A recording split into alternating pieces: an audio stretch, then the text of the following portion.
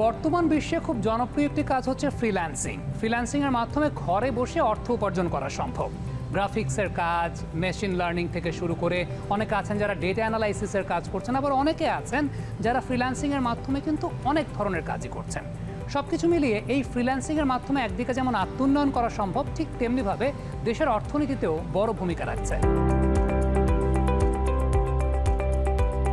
তো প্রথমত আমি একটা উদাহরণ দিয়ে বলি যে ফ্রিল্যান্সিংয়ের ব্যাপারে দেখেন, আমরা যখন আজকে ইউটিউব অটোমেশনের কথা চিন্তা করি, আপনি আপওয়ার্ক বা ফাইবারে যদি আপনি যদি এনলিস্টমেন্টগুলো দেখেন, ডাইরেক্ট লিস্টিং দেখবেন, 10 জনের ভিতরে 9 জন আপনি বাঙালি পাবেন। পটুয়াখালীর থেকে বাঙালি ইউটিউবার ফ্রিল্যান্সার আছে, আমার পিরোজপুর থেকে আমার এখানে ফ্রিল্যান্সার আছে, আমার নর্থ বেঙ্গল থেকে আমার ফ্রিল্যান্সার পর্যন্ত এখানে দাঁড়িয়ে আছে। অর্থাৎ মানে কি, আজকে গ্লোবাল মার্কেটটা কিন্তু সম্পূর্ণভাবে ইন্টারকানেক্টেড। যদি আমরা ফোকাস স্কিল ট্রেনিং করতে পারি, আমি বিশ্বাস করি যেভাবে আমাদের রেমিটেন্সের মাধ্যমে আমাদের ব্যাপক প্রায় $25 বিলিয়ন বাংলাদেশ আয় করছে, তেমনিভাবে আগামী 5 থেকে 10 বছরের মধ্যে আমরা কম করে হলেও $3 থেকে $4 বিলিয়ন আমাদের ফ্রিল্যান্সিংয়ের মাধ্যমে কিন্তু আমরা রপ্তানি করতে পারি আমাদের ফ্রিল্যান্সিং খাতকে ব্যবহৃত করে।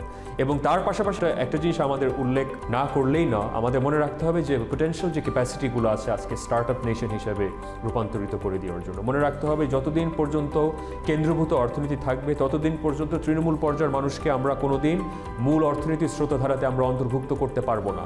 আপনি চিন্তা করে দেখেন, ঢাকা উত্তর এবং দক্ষিণ মহানগরে আমরা 14,000 কোটি টাকা বরাদ্দ করছি, অপরদিকে রংপুর মহানগরে বরাদ্দ করা হচ্ছে মাত্র 800 কোটি টাকা, নারায়ণগঞ্জ সিটি কর্পোরেশনে বরাদ্দ করা হচ্ছে 750 কোটি টাকা, বরিশাল মহানগরে বরাদ্দ করা হচ্ছে 900 কোটি টাকা।